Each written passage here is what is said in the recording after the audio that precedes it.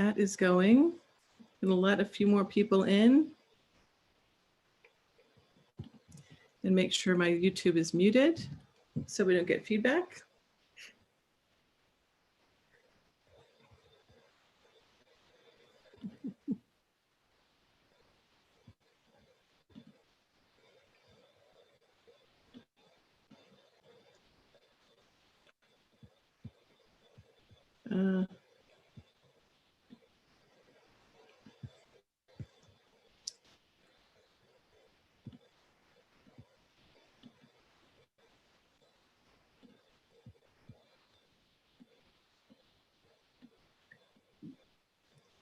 Okay. All right, I think we are all set. And I'm going to be admitting people as we go. Okay. Okay, so good evening, everyone. Welcome, welcome. It's good to see you all. People we know, people we don't yet. Just, you know, if you feel like it, if you could put where you are in the chat, just say where you're calling in from, where you're joining us from, just for fun. I'd love to see that. So welcome to this evening's presentation. My name is Judy Kitt. If you don't know me, I know a lot of you might be new to us. And so I just want to let you know that FMBR, the Foundation for Mind Being Research, was founded 40 years ago by scientists and artists and healers who were interested in exploring the nature of human consciousness through the lens of science and spirituality and ancient wisdom traditions. We're among a growing group of organizations that are helping to create a cultural shift away from a mindset of competition and scarcity and domination to one, hopefully, of co-creation and compassion and synergy and generativeness. Is that a word? We want to really move away from, in science, the exclusively reductionist approaches so that we can really have a fuller understanding of the range of human experience and the nature of reality. So I encourage you to check us out at fmbr.org and on YouTube at FMBR TV. So for logistics, we normally do our meetings as webinar style. So the presenter and I can't see you, but Timothy preferred the meeting style so we can see your shining faces. You're all muted for now. So if you'd like to ask a question, click on the participants link on the bottom of your screen and then press raise hand, which will show up at the bottom of the participants. And then when we get to questions, I'll unmute you and you can just go ahead and ask. Or if you prefer, you can type a question in the chat box and I'll ask them for you. If you're watching the live stream on YouTube, then you can type your questions in the chat box and Mary is monitoring that and she will make sure that I ask those questions as well. So we're really honored to have Timothy Haas here with us tonight. Timothy is a Lorian priest who has researched and practiced the principles of subtle energy activism for over a decade. He teaches across the US and probably around the world and offers subtle energy support for on-the-ground projects, sometimes particularly challenging ones. These include the Wild Foundation, international gatherings, and the Mali Elephant Project, with Mali being considered the most dangerous assignment for the UN troops in the world. He teaches people how to apply these principles to their own lives. And he most recently presented in 2019 in the fall, a year ago, at IONS, the Noetic Science Conference in San Jose, which is where I heard him speak. And that was just a highlight of the conference for me. As it was there that I decided that I really wanted to partner with subtle energy intelligences in nature and then in my own environment. So I was thrilled when he let me know that he's written a book on the subject. And I immediately asked him to speak to us tonight because we're all spending a lot of time in our homes. How wonderful would it be to learn ways to bring more energetic harmony into our environments and the world by being in conscious partnership with the subtle realms? I mean, I think that's wonderful. So Timothy's here to talk to us about this very thing. So welcome, Timothy. Thank you. I'd like to start out just with a moment of silence so that we can all kind of get on the same page and as we step forward. So if you just want to close your eyes for a moment, and just take a moment to be aware of the chair or the sofa that you're seated on, and offer it your deep appreciation and gratitude that'll be supporting you for the next period of time. And also take a moment to extend your awareness and your love and your gratitude to your home and to all who call that space their home at all levels, supporting you 24/7 and helping you and engaging you with you in your life. And for this, we give thanks. Thank you. So I watched a few presentations to this group and from the past, and I was very much amazed at the level of consciousness and also intelligence and various things about the way it was presented, and research that was put into it. The research that I do is I'm a hands-on researcher, in vivo assessment. I worked for an outpatient psychiatric unit for 23 years as a psychologist, but it was a type of unit that everybody did everything. It was considered one of the best in the world, and it was the first one to bring people out of the state hospitals back in the 1970s and out into the community. So in a sense, it became a hospital without walls. And so all the treatment and all the engagement was done in the community. And as a result of that, you can imagine my first day on the job, they asked me, they said, we want you to deliver these meds to Arclethea, but there's some drug dealers out of Chicago that have been using her place as a base. And so you need to kick them out, but just be careful because they may be packing guns. So that was my first day. I did kick them out. They had this bemused look on their face because they obviously would just go around the block and then wait till I'm gone and come back in.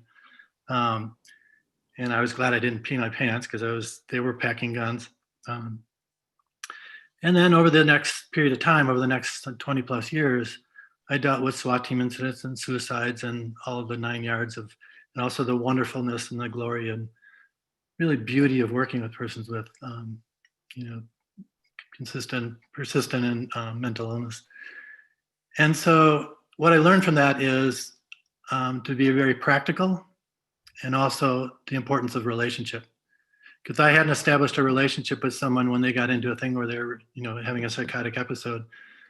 Often I couldn't reach them. But if I had established a relationship, I had the possibility of being able to work with them to avoid difficult situations.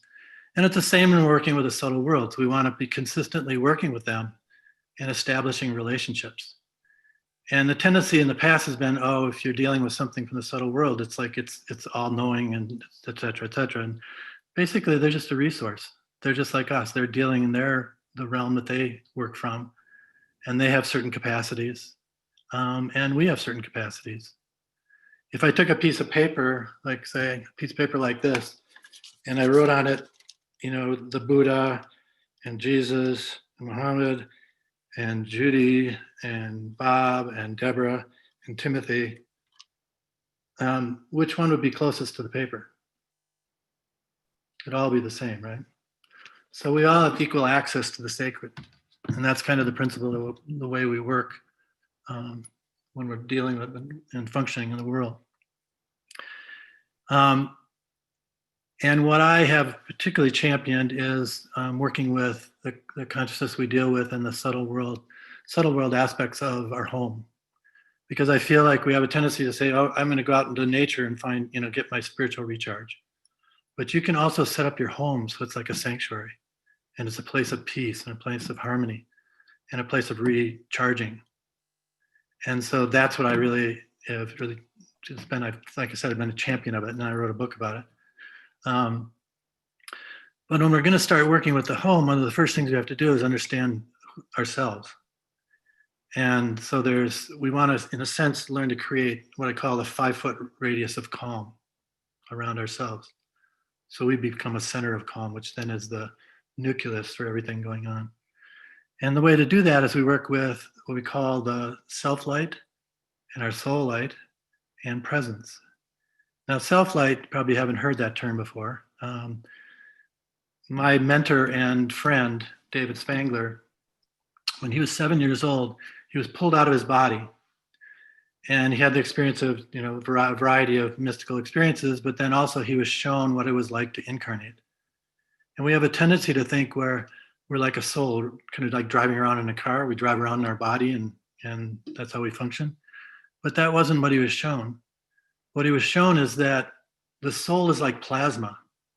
And plasma in science cannot be contained in anything other than a magnetic field. If you put it into a regular bottle, it'll just burn right through it. And so our soul is metaphorically like that.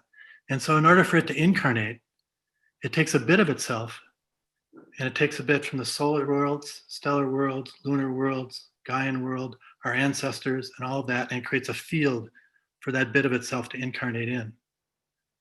And so this is an amazing process. So we're actually like a community. And that self-light, what happens is then anytime you take a bit of higher energy stuff and step it down, there's a release of energy. And that release of energy by the very act of your incarnating is what we call self-light. And so that's from the get-go, you have that self-light that's present with you. And you can use that. You're a generative source of light. You don't have to be enlightened. You're, in a sense, you have spiritual tenure from the get-go. So it's we're just amazing beings that have this capacity. And so what we can do is by, I won't go through the exercises now. We'll do some exercises, but not around this. But you start to learn to touch into your self-light and how to enhance it. And then you're also touching into the aspect of your soul and the soul light and enhancing that. And then also presence, which is basically kind of the centeredness of you in the space. And then you start to establish that place of calm. And why is that important?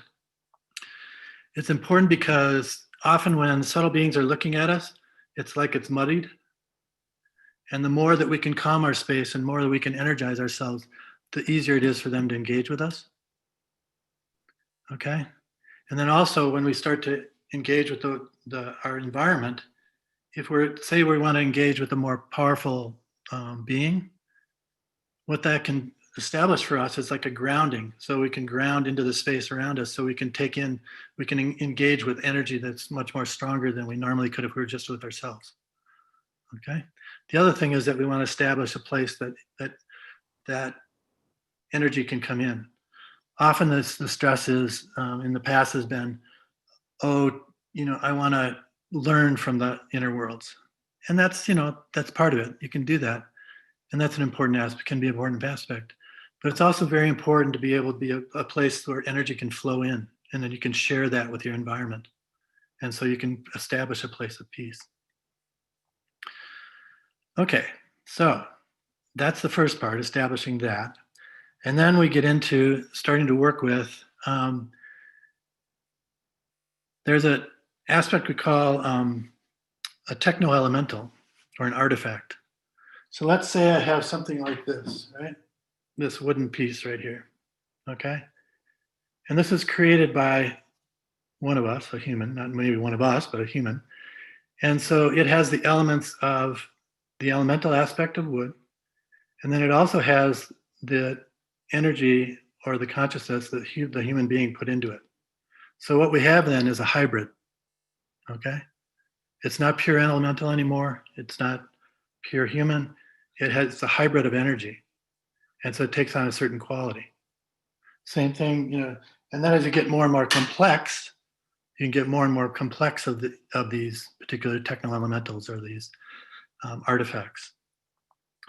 And what's happening when we're doing that is, now let's say that I have a lamp and it's got, like, say, a cloth maybe made out of cotton shade, and then it's got a wooden piece to it, and then it's grounded in metal down below. If that's made with love, then it understands itself as a lamp. If it's not made with love, it's machine made.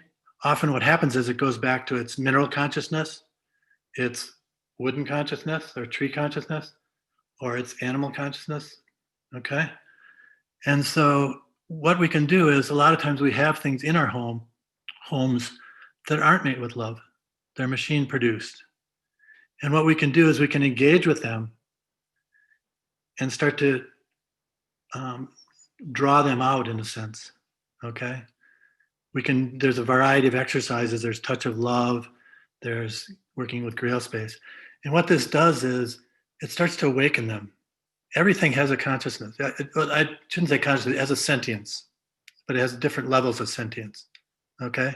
So obviously this would not have the same level of sentience as our pet cat does, or as I would, but it does have awareness, and it has a certain awareness, it's a certain sentience, and it responds to our actions. It responds to love. It responds to engagement. And so what you can do is you can work with the bits in your home and start to bring them alive. Almost like in, Fantasia, when everything starts to dance, when I teach classes, I often like to play that little bit from Fantasia and have people just kind of be doing the exercise, engaging with the different things in the space where we're doing the workshop, or if they're doing it from their home. And touch of love is a very simple exercise. Like I said, I'm a hands-on type person, so I've a lot of the exercises, David shared with me or his inner colleagues, and I take them out and I test pilot them, and I say, I do it the way he explains it to me first, and then I go, now what if I did it this way? Can I crash it, or can I extend it, or make it different, or so I'm always testing the boundaries, so to speak. And so I try to make it into simple exercises that can help us to be more aware of the environment around us and more engaged with it and help us. Because, like, for example, excuse me, if I start to engage in the more, I spend about an hour to 2 hours every morning working with both the aspects in our home and then also with the various projects that Wild does around the world, and then some of the Lorien projects. But by practicing more and more, what happens is you get better and better at it. I had one time when I was doing mental health work, I had a fellow who I was working with, and he ended up starting to have some tooth pain. And this was the type of guy who was, his attention to daily living skills were not very good. So he didn't brush his teeth at all, or, his daily care was not very good. So I ended up taking him to the dentist, and the dentist said, well, we have to pull a couple teeth. And so then we scheduled the appointment for when he was going to get them pulled. And so we went back like a week later, and he got his teeth pulled. And then we were driving back in the car, and he was just grumpy. And I said, David, what's the matter? And he goes, I brushed my teeth for a whole week and they still pulled them. So basically, he was saying, well, I brushed my teeth for a week. Doesn't that count? And so in the same way, if we start to work with the subtle beings in our home and our other aspects, they start to engage with us, and it deepens that relationship, and your capacity to do things becomes greater and greater. So let's do a little touch of love exercise here. I first started using this when David was teaching it to us. After I did, like I said, I was a psychologist for 23 years. And then our daughters moved to Colorado. We were living in Wisconsin at the time. Our daughters moved to Colorado and asked us to move to Colorado. And, as a parent, you just can't deny that. So we moved to Colorado. And I decided I'd had enough of SWAT team incidents and suicides and all the whole 9 yards, even though I was good at the work and it was enjoyable in a certain way, in a lot of ways. So I decided to do a complete 180, and I got a job at a natural grocers that had about 36 stores around the country at that time. They were mostly in Colorado, the mountain states. And they put me in the dairy department because they figured I was from Wisconsin, so I'd be a cheesehead, right? So, but I actually have an allergy to milk or to dairy. But anyways, I thought, well, if I'm going to be in this department, I'm going to apply what I know. I'm going to apply, I'm always trying to test things. I'm always trying to check things out. So I said, well, if people go on pilgrimages, then why couldn't dairy product go on a pilgrimage? And so I could set up this place as a place of pilgrimage and welcome all the product as it came in and honor it in love, and then stock it in love and face it in love and be engaging with it in a certain way. And so I started to do that. I started to do really conscious work with the product. And after about 2 months, I suddenly found people were starting to gather in the dairy department. It was already a busy place because the bathrooms were just down the aisle. But there was people gathering, they're chatting away, and they're enjoying themselves, and their level of intensity or energy had gone up. And then one day, the corporate people showed up, and they said, this was in 2008, 2009, early 2009. So this was during the economic downturn in a worldwide basis. And they showed up and they said, we want to know what's going on here. And I said, well, what do you mean? And they said, the dairy department here in this store is the only department in all 36 stores that's showing a profit. We want to know what's going on. And I was like, I have no idea. Because I didn't want it to be about money. I wanted it to be about consciousness and about, working with and raising the vibration and stuff. So they put it up to good facing and rapport or whatever and left. And I stayed there for a period of years, and people would come to my classes from the place. And then also I worked with a manager on how to work with Touch of Love and Underbuddies and things. Underbuddies we'll get into in a bit, which are very interesting. So here was a practical application of it. And, could you say, well, is it because of what I did? I don't know. That's the trouble with, the beauty and the trouble with doing work with subtle worlds is you never know. You can't often measure it as much as you would like. So anyway, so I want to do a touch of love exercise with you. And it's very easy. It's like, Subtle World 101. And so if you just follow my directions, and then at some point I'll have you get up and just wander around for a couple minutes in your space and engaging with objects or with the techno elementals, engaging with them to using this process with them, okay? So first, just close your eyes and just relax into your being, feeling yourself fully present, again aware of your environment, aware of all those who call this space their home as well, offering them your blessings and honor. And now focus on your heart center and get in touch with something that you really deeply love. It could be a significant other, could be a pet, could be a child or a grandchild or a plant. But just get in touch with that and feel into that feeling of that deep love. And enhance that love, that feeling stronger and stronger and stronger and stronger until you feel like you no longer contain it in your heart center. And then allow it to flow down through your arms to your hands so that your hands are pulsing with love. And now what I want you to do is just for a couple minutes, 2 or 3 minutes, open your eyes and just move about the room and pick something up and allow it to flow. Don't push the love into it. Allow it to take the appropriate amount of love it wants. And you'll get the sense of that as you do it.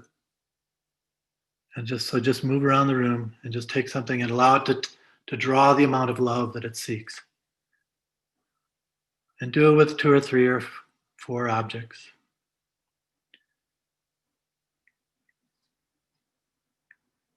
Like I said, we'll give you a couple minutes and then I'll call you back.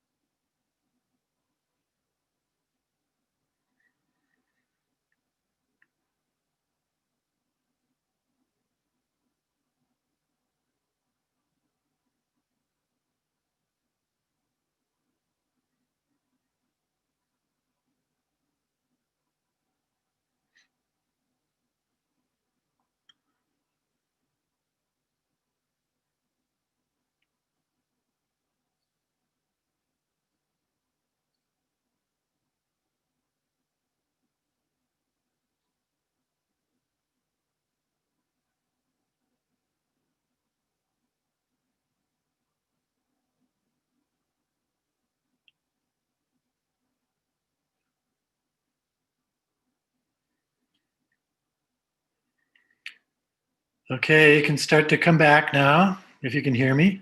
Hopefully you can hear me. Hopefully I don't lose you guys.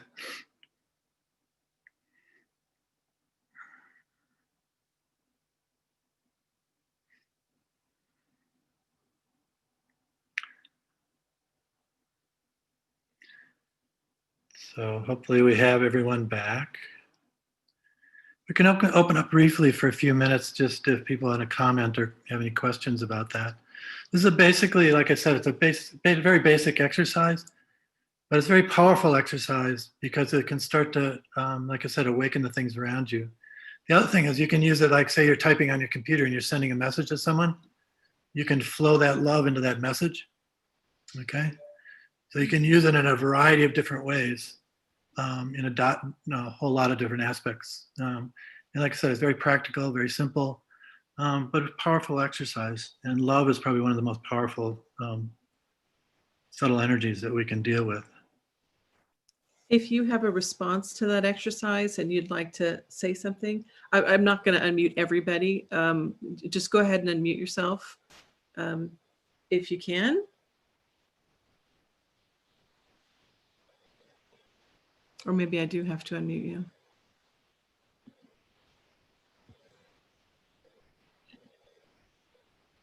And if you are having trouble unmuting, let me know in the chat and I will unmute everyone.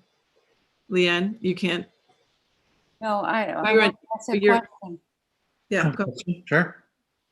My question was, when I was doing just holding the object, I didn't get any internal message or something that it was time to move on. Do you get some sort of a feeling sense, a sensate connection with the object that you know it's now gotten enough of the love? Yeah, it varies from person to person. For me, I'm very kinesthetic. You know, sometimes I'll have visions and stuff, but that's very rare.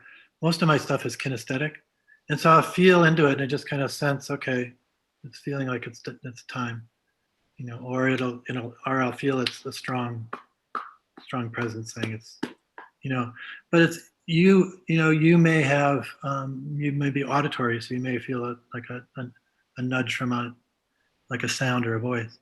It depends on the individual. It's not, I don't want to say this is the right way to do it. It's everyone has their own way of doing things, and you want to honor that. And that's the power of who we are. You know, it's not just oneness, it's oneness with diversity. We have to honor the diversity in each individual. I don't know if that answers the questions the best I can do in terms of that. Yeah, that was really cool. I'm visual and kinesthetic, and it never entered into my consciousness to have a visual. So you opened me up to a whole new thing. I did have I was concentrating on the sensate more. So maybe I got a picture and I just didn't even notice. Yeah, just practice with it and test it out and see. You know, like I said, that's how you get better and better at this. You know, I did sports to a high level, you know, on an international level, and the way you learn is you get a good coach, and then you practice and you understand what you need to focus on, and you focus on that and really work with it, and then you can get better and better. But it takes time, and it takes, you know. But this is a very simple exercise, and often it gives you good results fairly quickly in terms of work. I was thinking that, you know, with these exercises in the book, and that so much of this is really about learning about myself and how I perceive, because this is subtle, right? By definition, it's very subtle, and so it helps me to kind of notice, you know, to really to bring to my awareness how I'm perceiving and the various ways I'm perceiving. And so it's a self-growth as well as, you know, communication with the subtle energies, the sentience in my environment. Yeah, exactly. We're constantly, whether aware of it or not, we're always being engaged. You know, our subtle body is always engaged with the subtle world. Mm-hmm. It's always experiencing things and engaging with things. One of the exercises that isn't in the book that we do is it's soft eyes, and that's also often used by nature people when they're tracking something. they go into soft eyes, and then they can kind of, the movement stands out because it's kind of this soft field, and then any kind of movement shows up. And you can soft eye, like just sitting down in a room, and go to soft eyes, and you can start to feel the subtle aspects. Mhm. Any other questions before we move on? So most people have their cameras off. So if you have a question, you're going to have to raise your hand. Otherwise, we Or can just unmute I yourself. have a question. Liz has a Hi, question. Liz. Hi. I'm sorry. I really need to take a pit stop, and I missed some of the story about you working in the dairy department of a grocery store. So did you put your love in the objects and in the department where you worked? Is that how the dairy department started turning a profit, or was there something else that you did that I missed? Well, it's like I said, it did turn a profit, and whether it was because of my results of what I did, I'm not sure. When I left the dairy department, at one point, this woman came up to me who worked in the vitamin department, and she said, when you first came to work here, there was antagonism amongst the staff, and now it's like heaven. I want to thank you.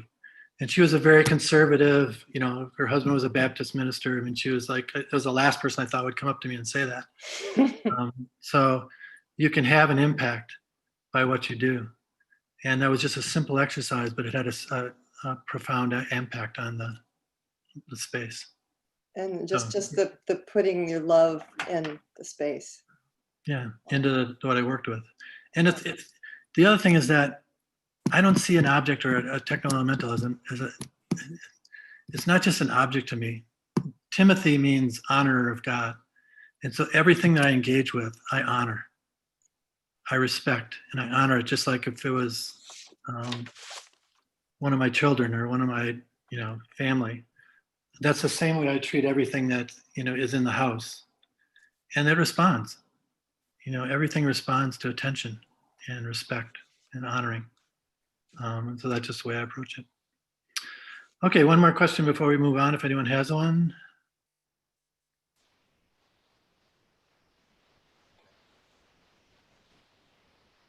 No? Okay.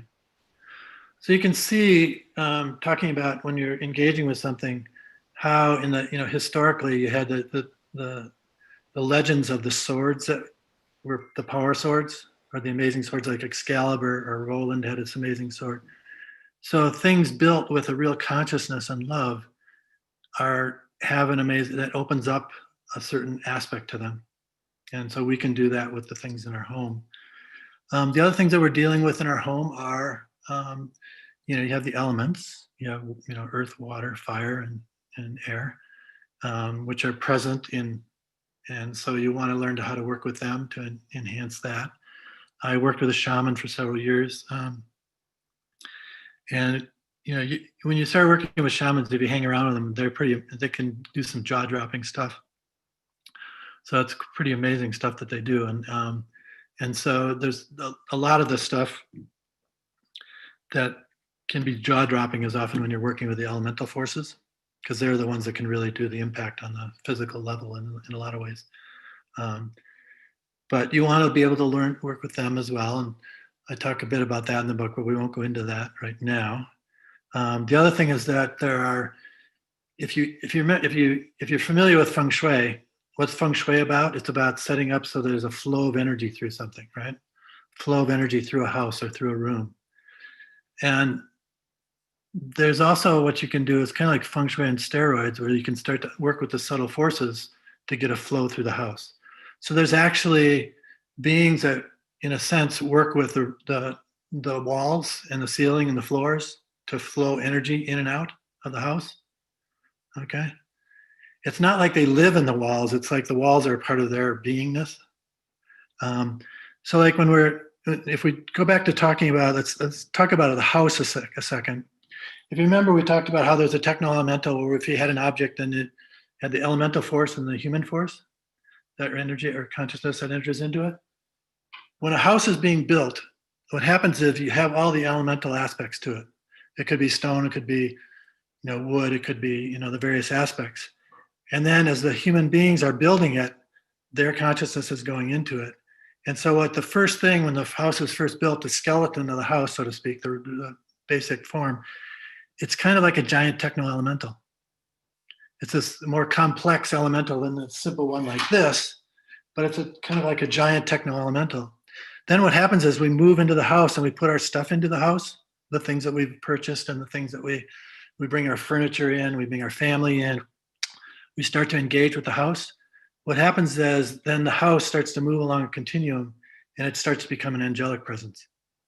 So you start to have an angelic presence of the house, an angel that overlights the house. And then if you start raising a family, then a different angel moves in and starts to work with the family constellation, so to speak. So then if someone goes off to college, it's still covering them and working with them. Okay, so you have these angelic forces that we're working with the house. And so the angelic force that overlights the house is what really calls the shots for a lot of the different things. So when I'm working with techno-elementals, which I'll get to in just a moment, I want to get the house angel on board. Angels are different from devas. You probably have heard of devas as well. In Sanskrit, devas are shining ones. A deva is more of a nature angel, in a sense.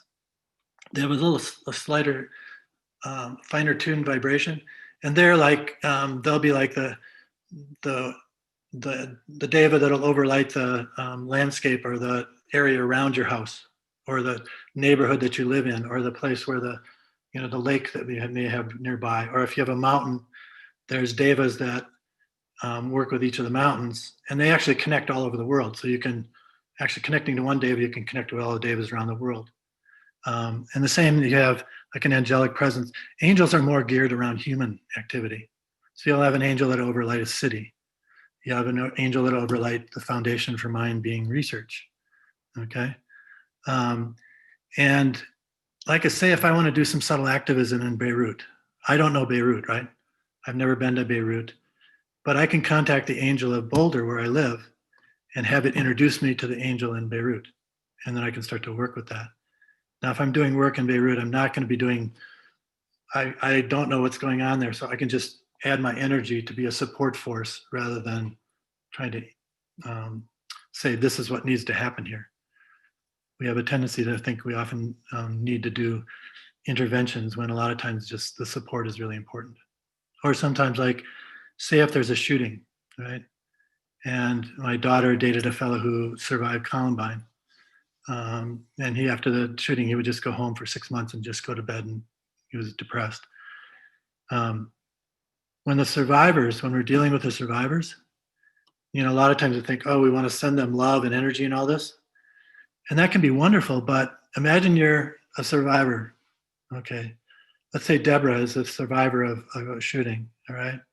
And suddenly she has 4 million people across the country or the world sending her energy. What does that do to her energy field? Okay, it's overwhelming, right? So first thing we want to do if we're doing subtle activism with her is we want to set up, in a sense, a field around her that allows the appropriate amount of energy to come in, and the rest is set up like in a capacitor type, so that it allows that to flow in as it's needed over time, okay? So there's a lot of these subtle things that we can do when we're working with subtle energy. It's not like, oh, there's just one way of doing things. You have to use your common sense, and you have to, tune into what's needed and what's wanted, and often you'll be shown or told. And so, but you have this capacity to be very helpful on an international scale. Anyways, back to the home. So we have the home, we have all these different things. You have nature spirits. If you have plants in the house, particularly outside where you have nature spirits, with the energy, they're stepping down the energy, like say from the mountains or the devas, they step the energy down, which then is stepped down by the nature spirits into the plants and the lawns and everything like that. So this is all this flow that's going on. And so what you want to do is you want to work with the house to help enhance the flow. So you're working with all of these particular beings. Now there's one particular group of sentient beings which I love. David, in her colleagues at one point, asked us to start to work with them.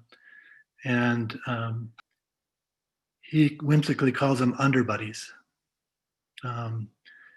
And what underbuddies are, what they do is they're threshold type beings. So they're right They're not quite incarnate, and they're not, so they're right there. But their job and what they do is, and they're not ethical, okay? They just do their job. But what they do is they anchor qualities of energy into the environment. So let's say if you've been depressed for a month, they're going to anchor that into your walls, into your furniture, into your everything. And then you go away, you get treated, you come back, it's still there, right? So you want to be able to learn to work with underbuddies to say, I appreciate what you've been anchoring, but I'd like you to release that, and let's start working with a love and joy.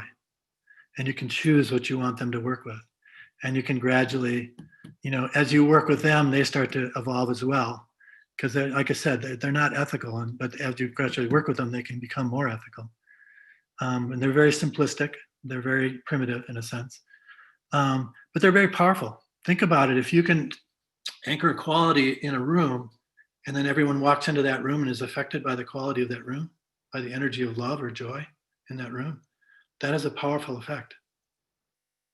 And you can do each of your rooms with different, you can tune into each room and say, okay, then one of the exercises to do is walk through each of the rooms, and you stop at the threshold and say, what's the energy like in the kitchen? What's it like? And is that the right energy, or do I need to work with it on changing and anchoring something different with the underbuddies? Okay. I had a woman who couldn't sleep, and she had the underbuddies anchor sleep into her bedroom, and she has a pillow now and she's zonked out. So they can do amazing different things. I had another fellow who, he and his wife would always argue in the kitchen. And so he anchored a certain quality of cooperation and love in the kitchen, and they don't argue anymore in the kitchen, and their relationship has been enhanced. So it's a simple little, again, a lot of these things I do are very simple little applications, but they can have powerful effects. And when I first started working with this, I'd started with the dairy, doing some of that. And then about the same time, a friend of mine who had been at Finhorn with me, who runs the Wild Foundation, which is a global environmental organization that does projects around the world. And then every 4 years, starting back in the 1970s, they do a congress, which basically has people coming in from all over the world, and they network and they engage, and they set up for working together for the future. And the first one was held in the 1970s, and it was started in South Africa. Wild was started by a fellow named Ian Player, who was Gary Player, the golfer's brother. And Ian was a ranger in South Africa. And Makumbu, who was also a ranger, but he was Zulu. And Makumbu was Ian's mentor, spiritual mentor. And, what they did was they started to take people out into the wilds. And what happens is when they took people out into the wilds, their consciousness would change. It rekindled that experience of remembering that ancient memory of ourselves out in nature and understanding our connection, our deep, we're a part of nature. Before we started incarnating into bodies, historically, we would incarnate into the land. And then as we started to work with Homo sapiens, we started incarnating partly into the Homo sapien and partly into the land still. And then gradually we worked into ourselves into being completely into the body. So we have this memory of nature. And so this was being rekindled by this experience. And so Makumbu said, we need to do an Ndaba, which is a gathering. And people said, it's not going to happen. This is the 1970s. This is the height of apartheid in South Africa. People aren't going to come to South Africa. And we can't do a racial, mixed gathering. It's not going to work. But they pulled it off. And it happened. And then 4 years later, it was in Australia. And 4 years later, it was in Scotland. 4 years later, it was in Estes Park. And there's been actually 10 of them. We were supposed to have one this past March in India, but it got canceled because of COVID. We were originally trying for China, but then we ran into some things. But anyway, so in 2008, when I moved to Colorado, and Wild is based here in Boulder, I felt really drawn to meet with Vance. And so Vance and I got together, and he said, I was wondering if you could help me with something. And I said, well, what is it? And he said, well, we have this gathering, this Congress that we're going to be doing in Merida in Mexico. But we were dealing with the economic downturn, the swine flu is running rampant, and the drug lords are leaving bodies everywhere. And so our signups aren't what we would like. Do you think you could help? And I said, well, I can do what I can do. And also David's colleagues have taught, want us to start working with these underbuddies. And so, I can start working with the underbuddies. And the interesting thing about underbuddies is they individuate into a space, but there's also like an overall underbuddy that's like a drum skin across the planet. So you can work with them at a distance. And so what Vance would do, he would bring me the pictures of the expo center, which was this cold metal building that was going to be hosting this. And so I started working with, for months ahead, I started working with the underbuddies there and anchoring love and joy into the space. And, daily, and then Vance would work with it as well. And then there was other different things that we dealt with as it came upon it. And then it came time for the gathering. And I flew down, and my what I call my pit crew, my inner colleagues, would wake me up at 4 a.m, and I'd work with the underbuddies and also the various beings. But the first day, we ran into a little bit of a challenge. President Calderon of Mexico, by then we had about 1,600 to close to 2,000 people coming from 65 countries from around the world, right? And so they were all flying in. And the first day, President Calderon of Mexico, who was president at that time, he was scheduled to do a talk that evening. And so he was the most targeted leader in the world at that time. And so he brought along 3,000 of his friends. So you had tanks, you had machine gun nests, you had snipers, you had checkpoints coming into the place with machine guns and metal detectors. You had a checkpoint between the exhibit area and the speaker area of guys with machine guns and metal detectors. And so the whole thing was delayed for like literally an hour and a half to 2 hours. And Vance, who was running the whole thing, was an hour late because he got caught up in the roadblocks coming in. And so when he gets there, I said, Vance, we need to go and check on these people because they're jet lagged from around the world, and they're standing around the building. There's literally 1,500 people standing around the building waiting to get in. And we thought we're dead in the water. And Vance went out and checked on them, and they were happy. The underbuddies had done their job. They were happy, they were excited, and it lasted all week. The energy was just up. And Jane Goodall, who's busier than most presidents, liked the energy so much, she changed her schedule and stayed for the whole week. And so, it was amazing. And then we applied the same thing 4 years later in Spain, And so that's applying it to an international situation like that. And then at one point, Vance said, could you help us with the Mali Elephant Project? The project had started out really well, and they went around and surveyed all the villagers to see, do they really want the elephants? And they said, yes, they did. They had a spiritual aspect to them. But then in 2012, the jihadists almost took over the country. They were within 30 miles of the capital, and then the French were able to stop them and move them back. And so between 2012 and 2016, we lost, out of a herd of 500 elephants, we lost 147 elephants. They were poached by the jihadists. And so Vance said, can you come on board on this? And also we're trying to set up this counter poaching unit.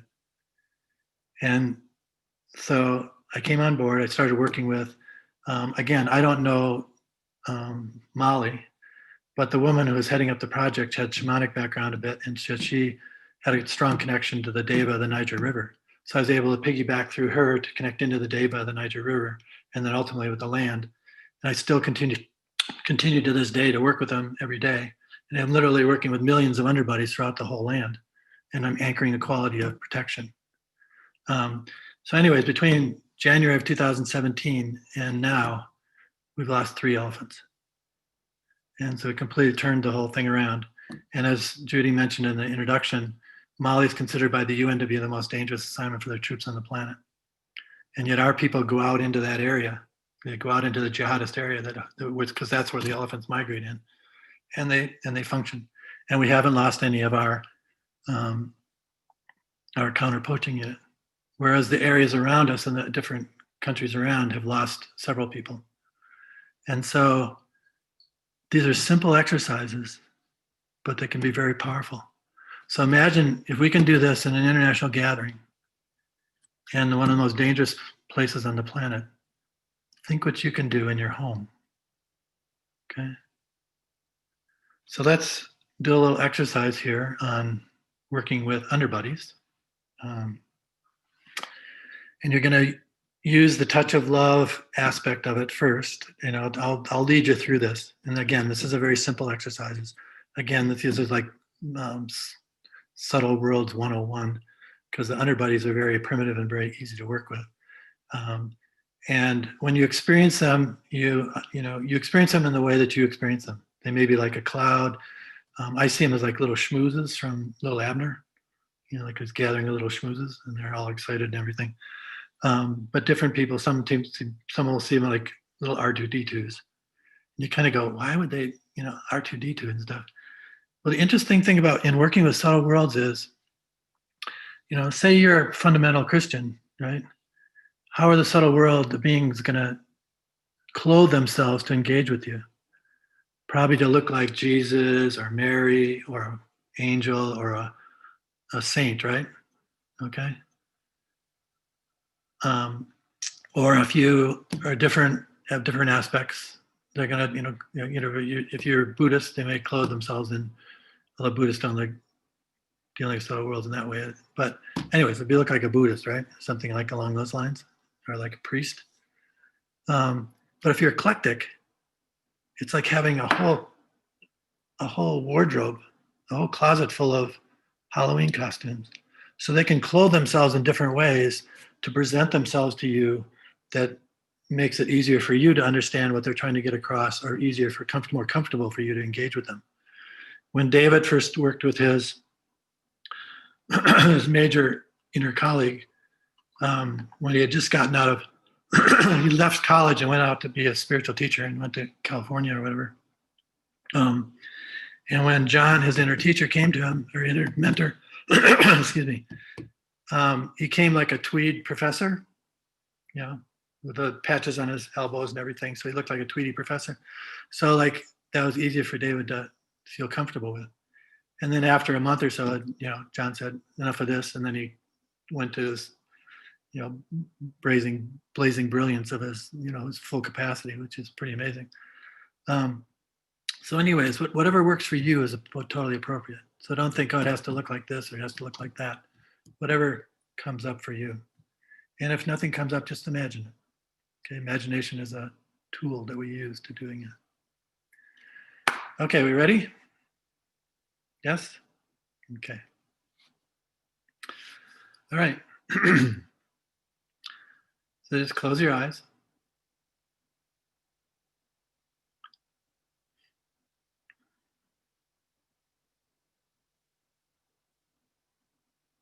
Just allow yourself to relax, feeling fully present.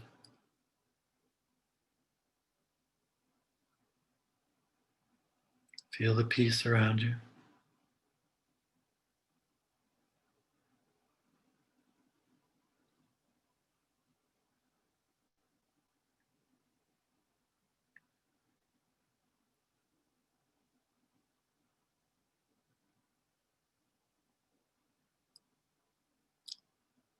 And now just take a few moments to decide what you want to anchor into your house. We're not going to do individual rooms right now. We're just going to do the energy throughout the house.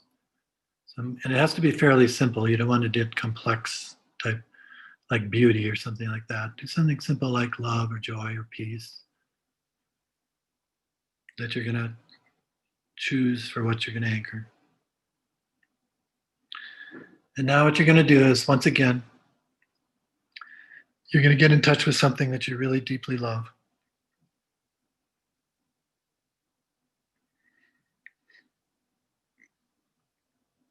And build up that feeling stronger and stronger.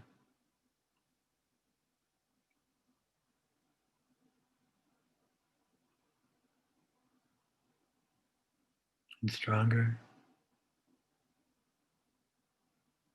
Feel that love pulsing, rising like a tide.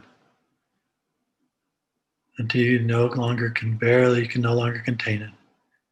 And then allow it to flow down through your arms, through your hands, into a circle of hospitality in front of you, on the floor. Could be a sphere of hospitality. But it's a place of love and of welcoming.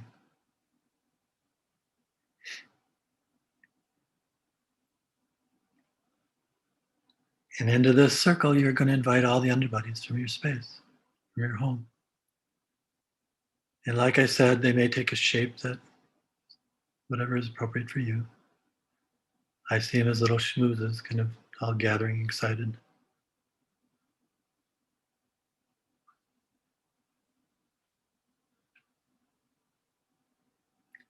And now, because they're very primitive, you want to show them what you want them to do.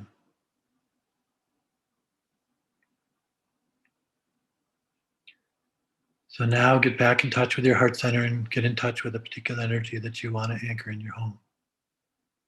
Might be joy, love, peace.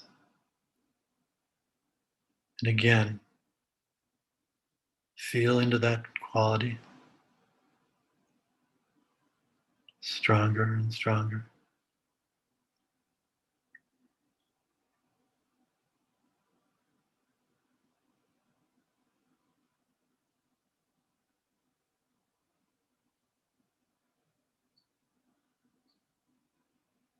Till it's built up so strong. And you allow it to flow down into your hands. And then imagine yourself moving to an object in the room. And again, flowing the energy into that object. And getting the attention of the underbuddies first. So you're showing them what you want them to do. Because again, they're very primitive.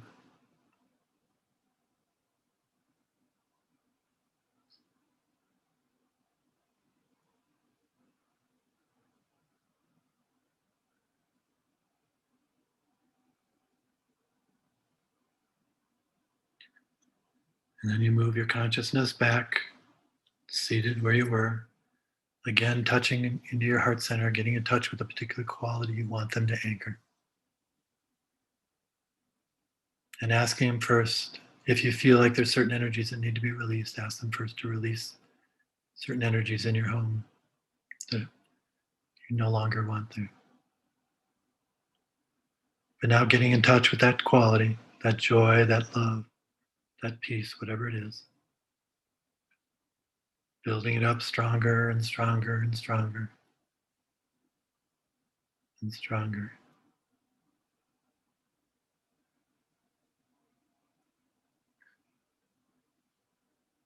And then allowing it to flow down through your arms, through your hands to the underbuddies in the circle. And they'll take it in. For me, they'll change a color. If I'm working with love, they'll turn a rosy pink. If it's joy, they turn like a lemon yellow. But whatever, again, whatever works for you. Then you get little suitcases that contain the energy. And then you ask them to move throughout the home, distributing that energy in every square inch. And they know what they're doing. They've been doing this their whole lives, so as long as that is, anchoring qualities. So just allow them to move throughout the room, throughout the house. And you just sit and feel into it. Feel the changes going on in your home. Offering them your support, your love.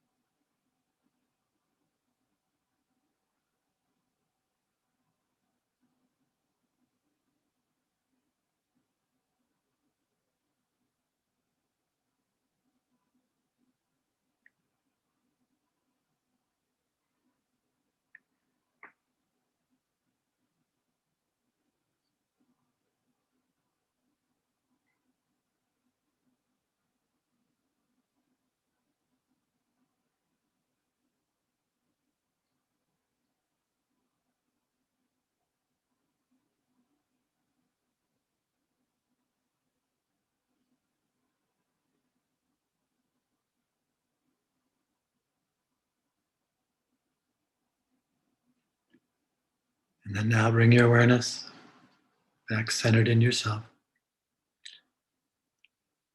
Offer your gratitude and your love and your deep blessings to all the underbuddies who assisted you.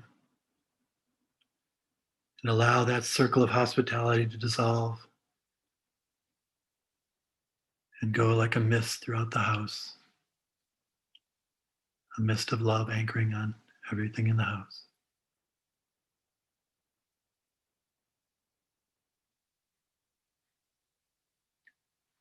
Then when you're ready, again, re-centered in your body, fully present, alert, and aware, you can open your eyes and be fully back.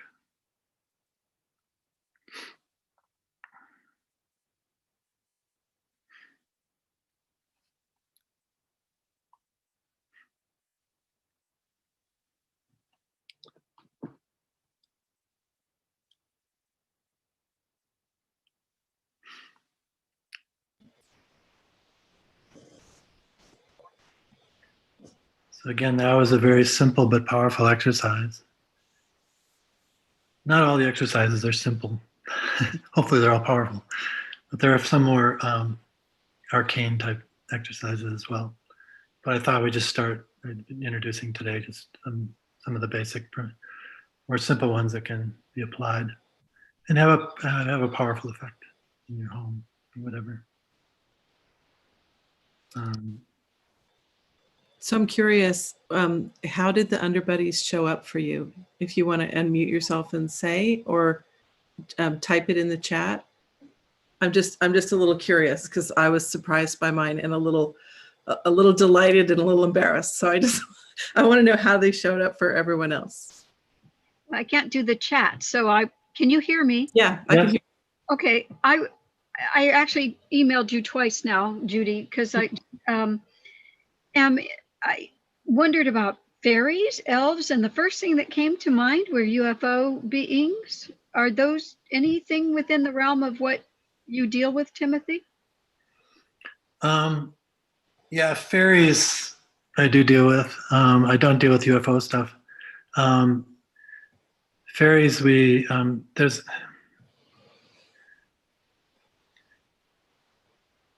let's see, do I want to go into this explanation? I guess I will.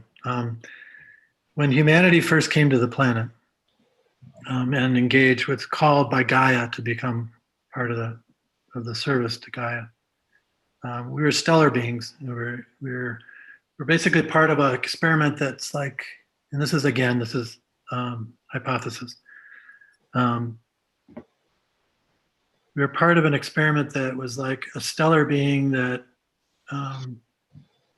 didn't become a star, but became a portable star, so to speak.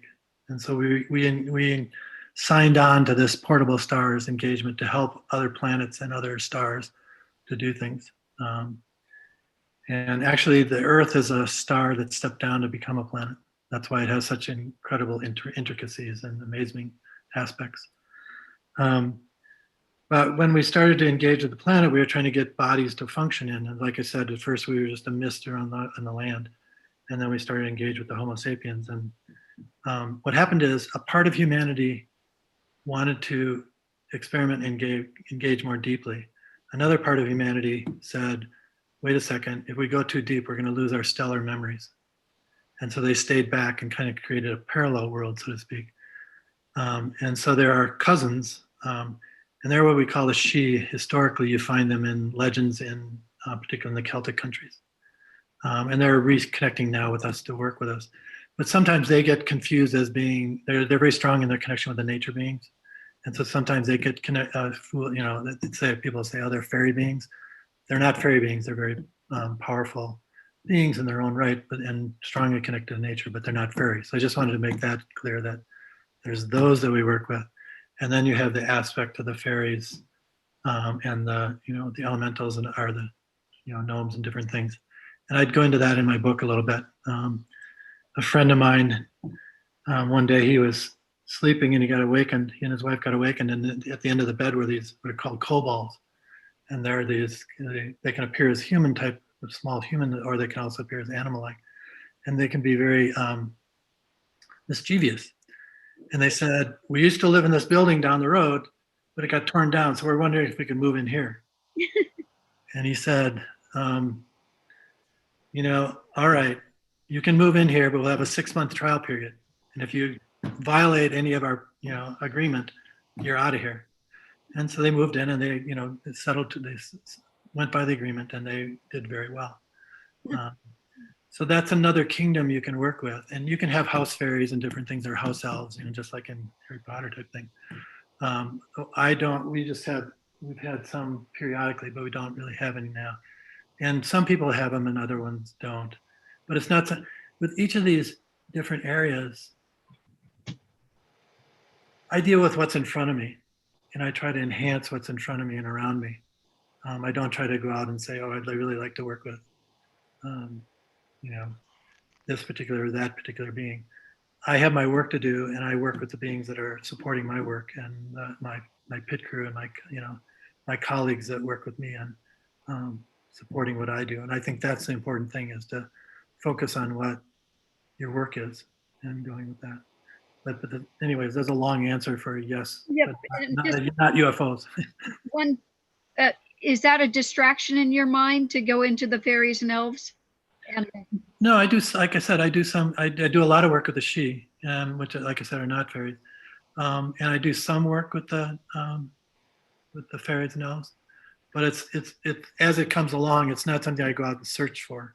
But they're a wonderful group to work with. I mean, they're awesome. I mean, and there's a really good artist who does amazing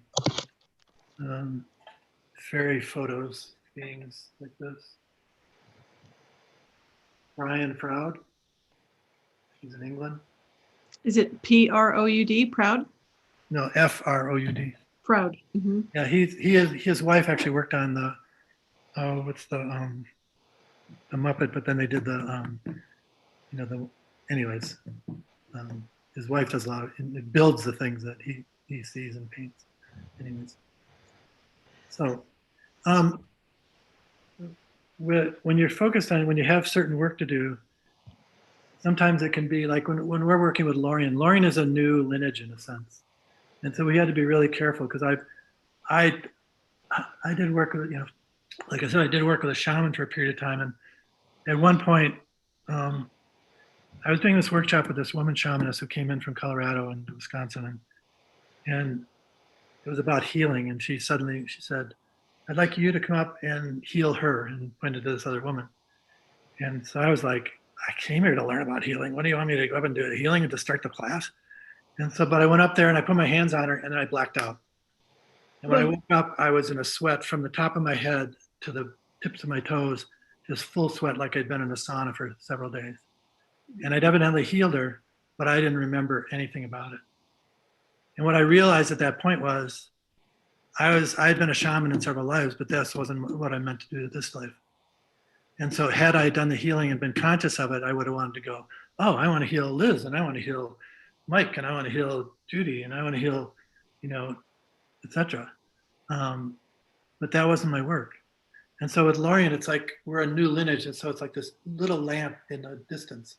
And so if we have a tendency to start to go into, oh, I'm going to go into hermetic work, or I'm going to go into this work or that work, then we lose our focus in terms of what our focus is. So depending upon what your work is, for us, we focus on, and then as it gets brighter and brighter, then we don't need to be quite, don't get as distracted. Thank you. Yeah, sorry. I have a tendency to do long answers, sorry. A couple of people said someone said they had gnomes show up, like little gnomes or little brown beings that were scurrying around. And Ralph Bauer, I want to say his showed up as minions, little yellow, full of laughter, fun, and willing to work. That's what mine showed up as too. I had this whole group of minions with little tool belts, and they were like bright yellow and ready to go. And I thought, minions? Are you kidding me? But I'm glad I'm not the only one. No, that's wonderful. I've had that in several classes. People that showed up. Really? Yeah, it's whatever works for you, and it's a wonderful. Minions are great. There's a question. Are there sound meditations for this work? Like that, I guess, Chris. The recordings, you mean? It says she'd like to listen and be guided. Yeah, I guess as recordings for guided meditations. Right now, I did a workshop at Finhorn, which is a week-long workshop on subtle activism. And one of the fellows who was taking the work, oh, it was actually 2 weeks long. And one of the fellows who was taking the workshop was a film director. And so he recorded them all. I have them. I'm not sure how I can share them or how it would work. But also people have asked me if I could do some sort of recordings of it. So I'm working on that, so to speak. So. How would may I ask you, how would I know how to find you when you do have it? When I do have a workshop, you mean? No, when you have recording. You can email me at Haas. Oh my God. Could somebody put that down? I'll put it in the chat. Thank you. It's Haas7 at iCloud.com.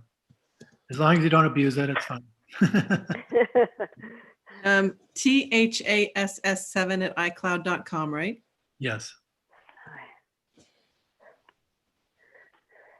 Someone wants to know, is your book going to be on Kindle or is it on Kindle yet? It's not on Kindle right now. It's on, you can buy it actually as a audio through Lorien. If you go to the Lorien site, they have a place where, and then you go into the bookstore area and then there's a place where you can buy or actually I think it's the PDF you can buy. It's not an auditory one. And otherwise you can go to Amazon or either Amazon UK, United States or Amazon UK. Barbara wants to know if you have a website. I don't right now. I'm not a techie. My wife is a super techie, but she's also really busy with her stuff, and so she's not. Although she doesn't do websites, but several people have asked me to. So I'm thinking of setting up a kind of a support group that would help me with my tech aspects. So the way I got on your mailing list was I think we wrote it down on a list at the IONS conference, right? Yeah. And then someone updated your mailing list for you.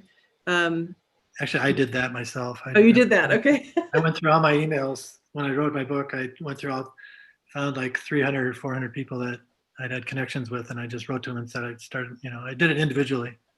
So wow. I'm in the dark ages in terms of techno stuff. So if people want to get on your mailing list, should they use that? Yeah, just email me. Okay. That just reminded me of something that I didn't. We have techno elementals, but then there's also electro elementals. Now, electro elementals. So like if I have like a cell phone, that has an electronic or electrical aspect to it. So that has not just the traditional elementals, which we're used to and we've worked with for ages and ages and ages. But the electro elementals are a whole different world. They're kind of a cosmic type of approach. When David first turned into them, he kind of had this kind of coldness to them. But as he deepened his contact, he started to realize they had a warmer, more of a warmer aspect to them. But when we're engaging with electro elementals, we really need to be on our game and we really need to be centered and really strong in ourselves. And then we can bring the love to them because that's what we really need to do. We need to anchor them in love. Because otherwise what happens is they can dominate our world. And so that's why you have like these sound bits and everything like that. It's just plus and or 0 and 1. It's like the electro elemental world is very primitive and basic again, but it's all surface. And so you can see how it's starting to dominate our world because things are becoming more and more surface and less depth of awareness. And electro elemental is a field. So I can't work with them in the same way. Like with this, it's individuated into this space, into this presence. But with electro elementals, they're a field. So you have to work with them as a whole field and engage with them. And I have an exercise in the book about that. But they're really important to start to work with, and also with the whole world of the internet and different things like that. You can start to work with subtle energy or subtle activism with them. Like I said, that's a whole new world. Anyways, I just reminded of that when she asked the question. So, sorry again to take it on a different tangent. So it sounds like, with so much going on in this world, on this planet right now, I know a lot of times people can get to a point where they feel hopeless or overwhelmed or completely incapacitated, right? Like, what can I do? What can my one small self do in the face of all of this? And this is really sounding to me like a very powerful a tool to just, the word presence just keeps coming to mind. I know that's one of the tools that you mentioned, but that's activism, right? I mean, you call it subtle activism, and that's something that we can do right from our homes. Yeah, David, our inner colleagues have told us that the most important thing you can do is be a center of calm. And that's why I stress that. Because if you're a center of calm, that radiates out. And then they can also work with that as a base to kind of radiate and anchor things in. You mentioned earlier, sorry. Just one more thing. When we're dealing with the subtle worlds, we have a tendency to think, oh, they're all, all knowing, all powerful, but they're just dealing. They have certain capacities. Sometimes they don't have the capacity to get connected into the earth in the way that we do. So we can become a grounding or an anchoring. So we can work with the different things that they're doing to enhance their work. And so we become the grounding piece. So then their energy can come into the world in a more powerful way. And so that's a really important thing that we can do as well. I'm sorry to interrupt you. Go ahead.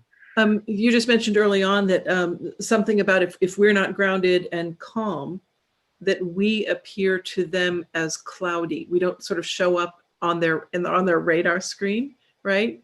Mm-hmm.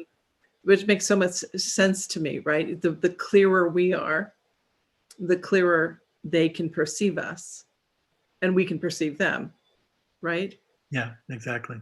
And I know there are energy differentials. I know David talks a lot about energy differentials from different vibrational beings. Mm-hmm. And are there? You mentioned the underbuddies being primitive and easier to work with, right? Would you recommend like starting? Are there starter intelligences that you would work with? Yeah, like I said, the underbuddies are very, very good to start with. And then working with Grail Space. And Grail Space is a little different than, so if I'm going to work with this in terms of the Grail Spaces in different to Touch of Love, everything has what we call a manger moment or a Big Bang moment. So what I want to do is I learn to go back in time, so to speak, and touch into my manger moment, my Grail, my Big Bang moment, where my soul first said, okay, we're going to go for this. It takes a bit of itself and it starts my incarnation. And that shout goes out to the universe, and the universe responds back, embracing me and loving me. But everything that's created has that types of moment. And so when David was teaching us about Grail Space, to touch into and then call upon the thing that you're working with, call upon it to sound its notes, to sound its like I said, sound its note, to its sacred note. And then what happens is then my note and its note come together and God explodes in the boundaries. Okay.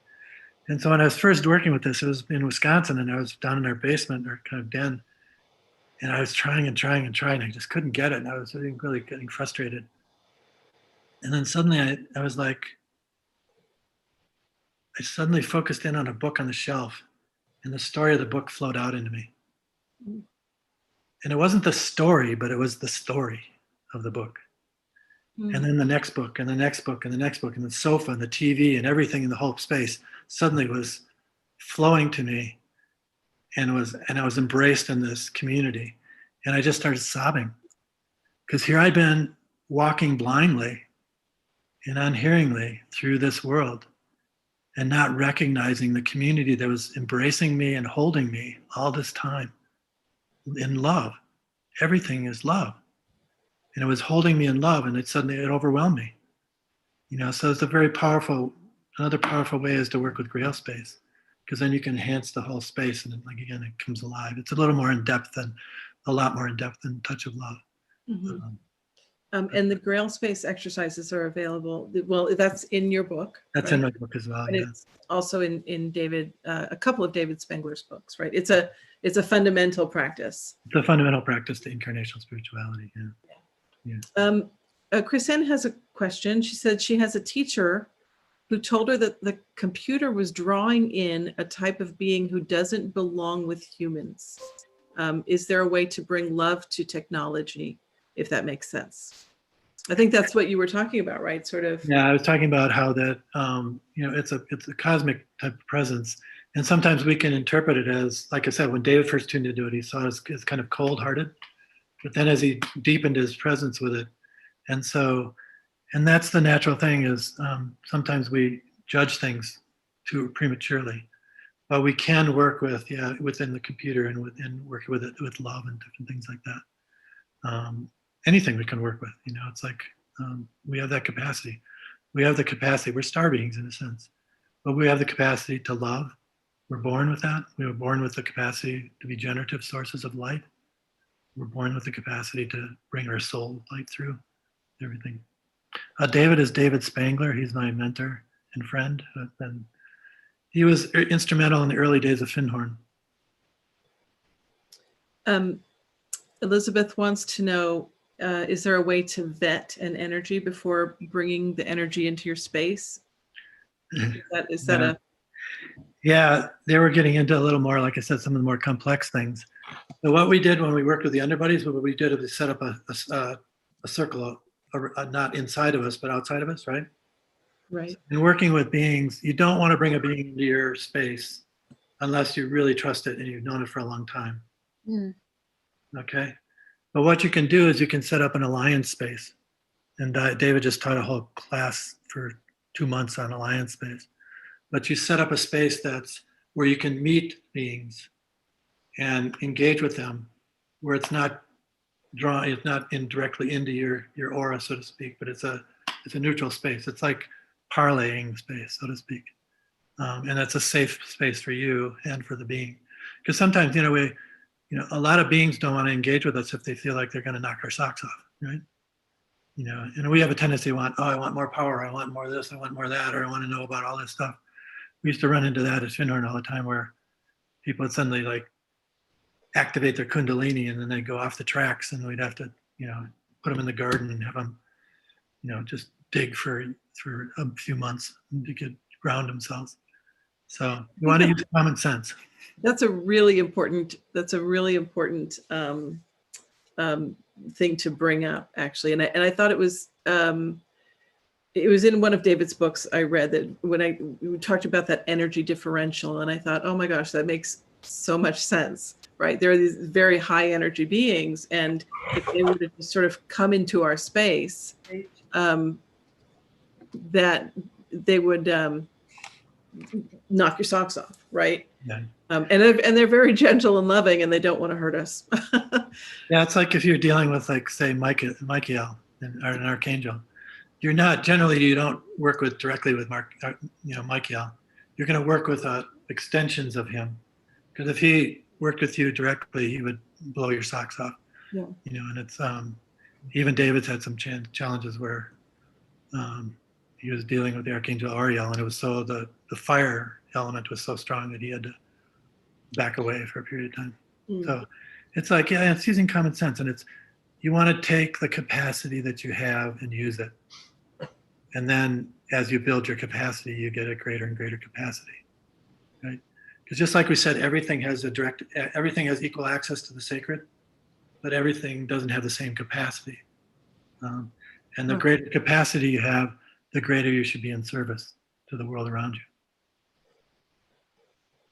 Elizabeth, you have your hand up. Do you want to, let's see. They muted you. Hi, can you hear me? Yes. Yeah. Okay. Yeah, that was it. I wasn't sure that when I put the question in the chat that it was going to appear as a question. It looked like it was just going to morph into a part of the chat. So yeah, that was what I was wondering. And I just also, I think basically you touched on that, Tim, but my first concern, I think, would be just not to have a bad experience. Yeah. And of course that to me says that maybe I do need more experience, but I just would not want to really get in over my head. And that's why I asked about vetting them. Is there a way to know which ones to engage with and which ones it would be better not to? Or is there that kind of an issue? Yeah, there's, like I said, I'm very kinesthetic, so I have kind of a no feeling spot and a yes feeling spot. David has the same thing. He fell when he was young he was trying to walk across a clothesline tightrope and fell and injured his shoulder. So when he's touching into something that he knows is it's going off the rails, he immediately feels it in his shoulder. And so it's kind of a yum and yuck spot. Think of it that way. That's why my wife works with people. She said, tune into your yum spot or your yuck spot. And once you get used to knowing what your yum and yuck spot is, then your pit crew will, like I said, pit crew is kind of the NASCAR variation of the subtle colleagues that you have. They'll help you out with that, and they'll let you know, because they're there to protect you and help you, and so consciously can work with them as well. Okay, thanks. Well, thank you. Joe Cronin, do you have a question? I do. Timothy, you had mentioned briefly that our existence on Earth is kind of like an experiment. And that thought has been with me for a long time, is that we're evolving slowly, painfully, and we don't have all the powers that we need to see reality and to make the good choices. We haven't had the beings there to really help us. And so, like, people that I know are really suffering an awful lot. And it bothers me that we're a test, we're an experiment. Do you have any comment about that? I wouldn't say we are an experiment, I guess, and Earth is an experiment, you might say, and we're part of the experiment.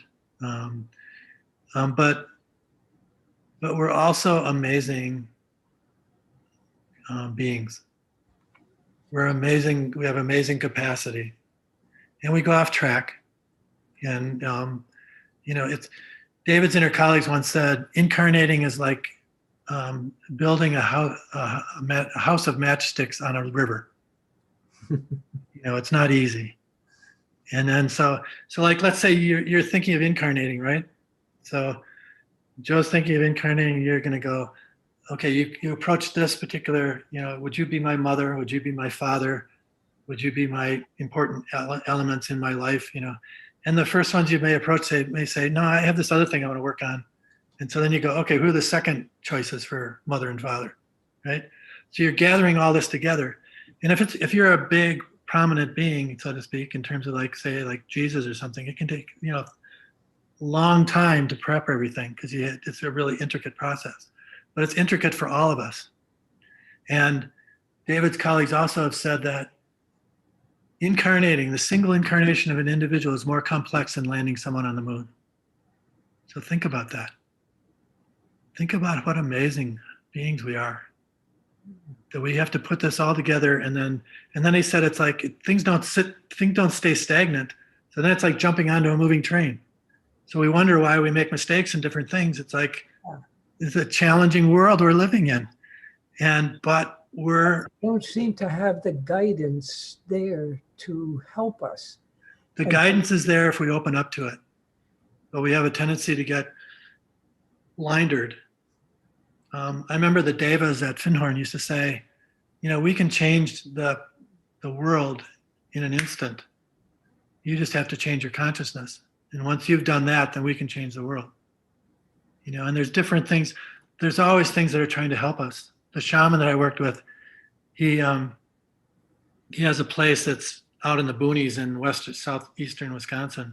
southwestern Wisconsin. And he was sitting on his porch one day, and this is like dirt roads going out there and everything. And this Mayan comes walking up the road. And he comes up to him and hands him a scroll. And he opens up the scroll and he reads it, and then rolls it back up, hands it back to the Mayan, and the Mayan turns back and heads back to his teacher. And when he was telling me about this, I said, well, what was on the scroll? What was on the scroll? He said, it was a way to bring things back from the dead. And I said, have you ever used it? And he said, no, I haven't. But I think some other shamans are using it because if you notice, there's things that have been extinct for a long time and suddenly are appearing, because they're all in the subtle worlds, And so he said they're bringing those back to bring hope to humanity. And so there's always things happening around us that are trying to help us and trying to bring hope to us, and and if we ask, it'll be given. If we ask for help, but also it's not just feed me. It's like, what can you do? There's someone who's a friend of Wilde's. No, my mind just went blank on his name.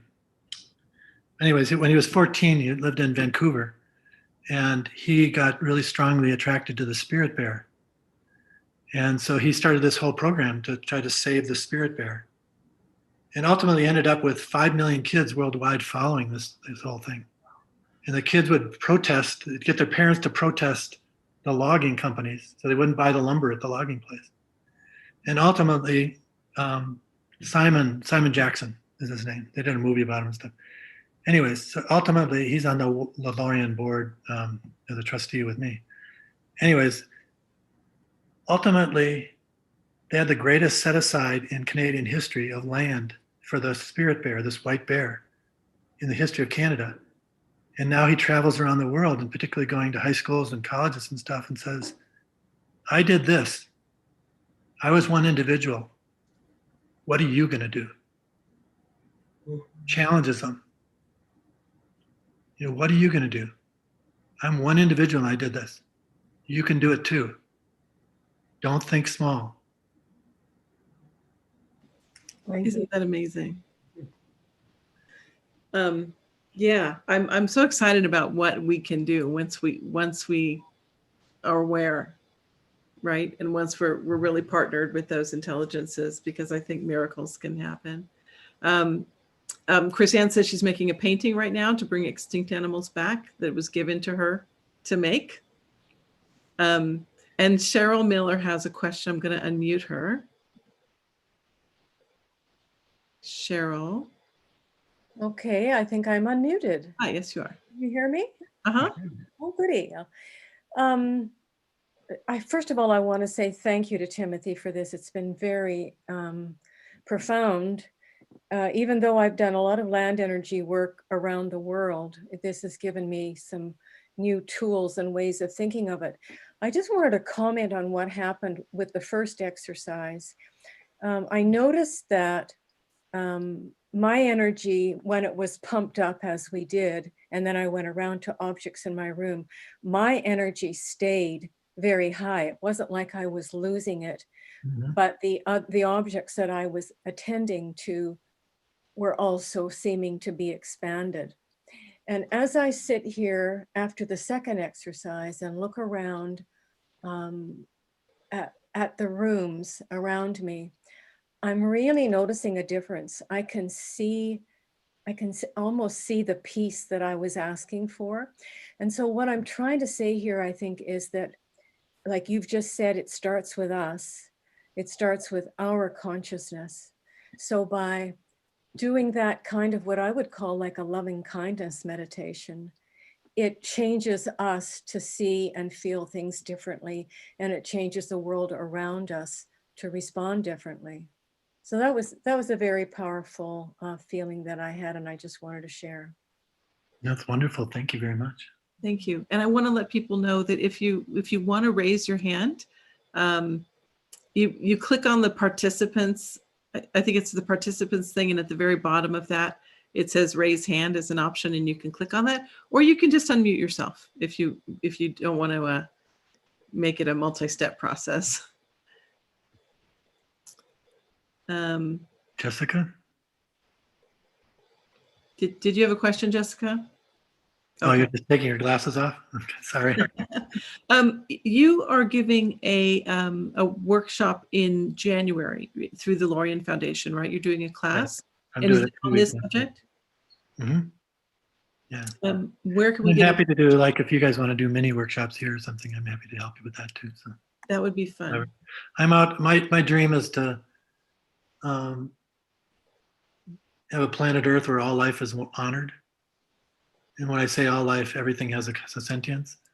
And so that's really what I'm really out to do is have us be a presence in the world where we honor everything around us.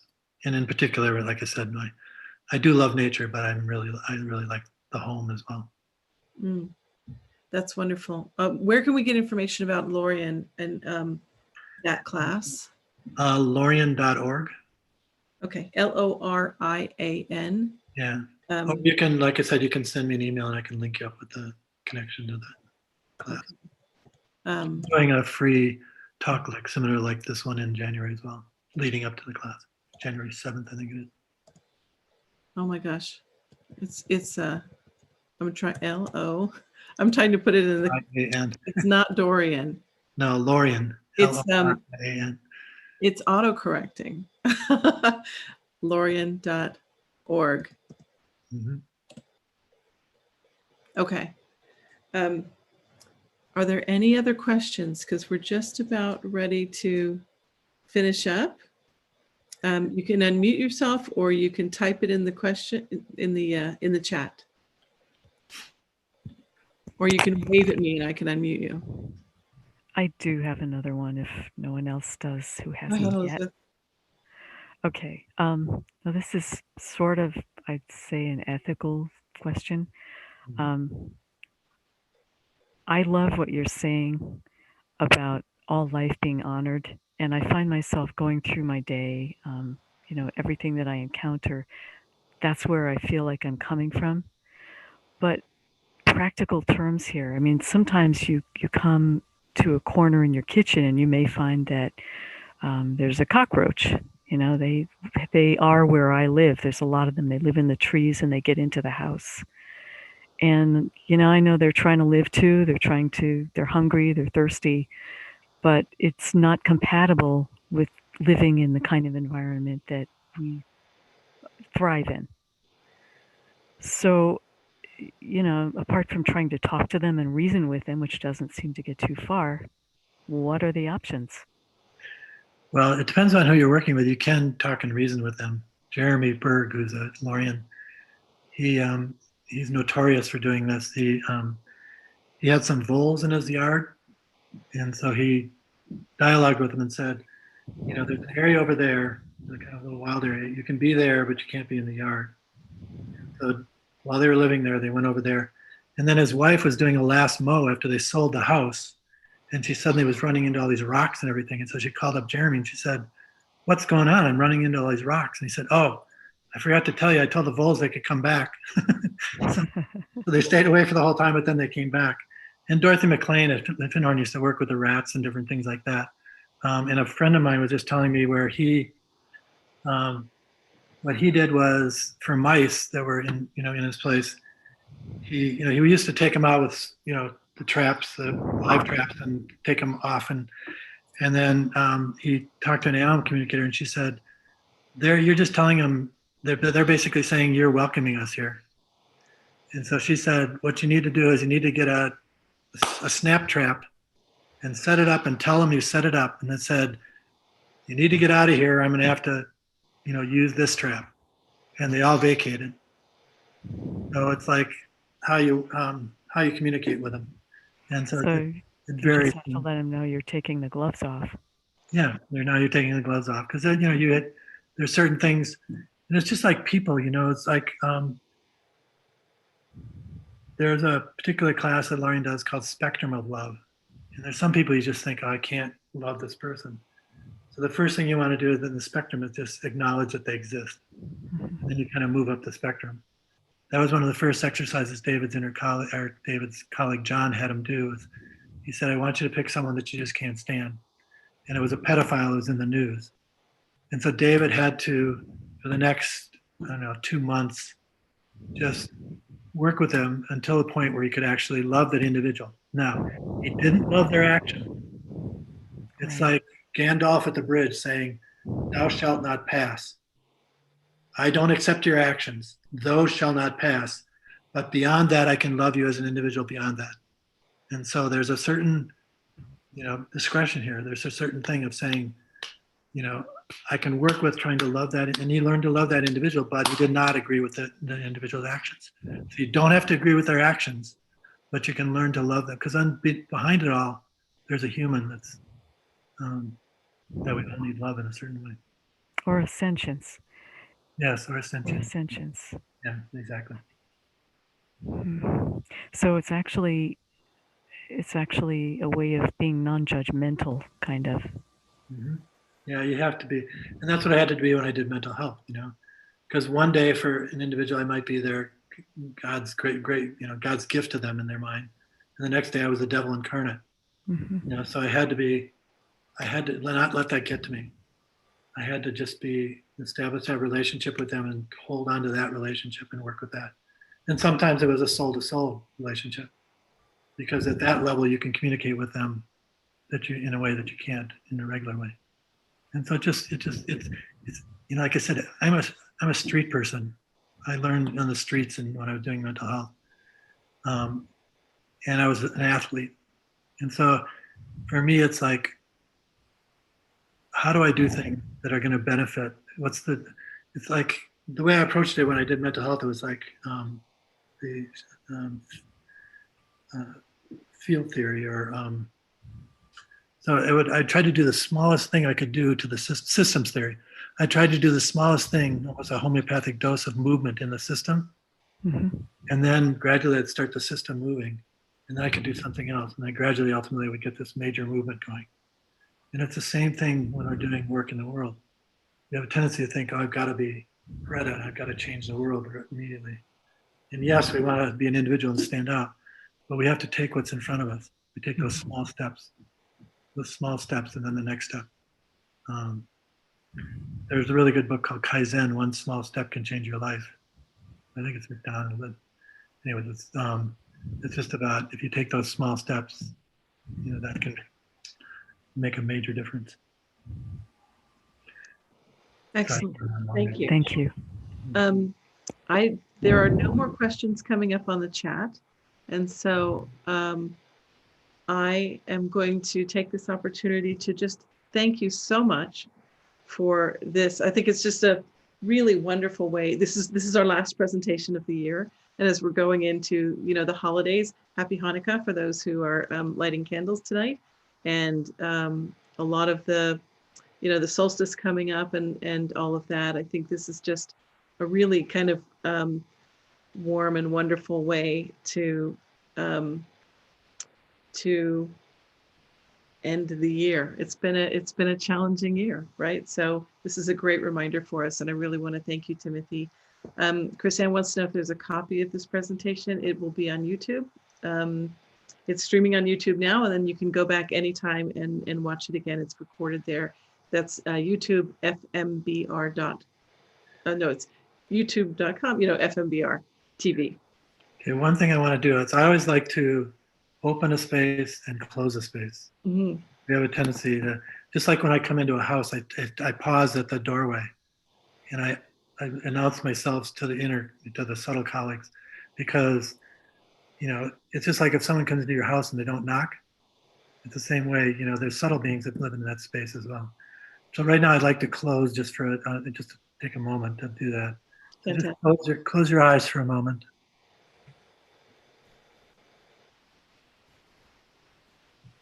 And just take a moment to be aware of what an amazing being you are. In an amazing world that you entered into. It has its challenges.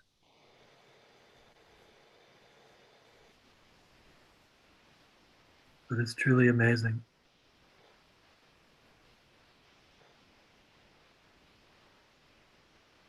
And we release the energy of our communion as a blessing to all who have joined us at all levels, to each participant,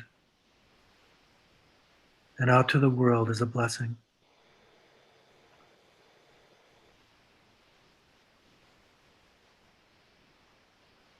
So be it. Thank you.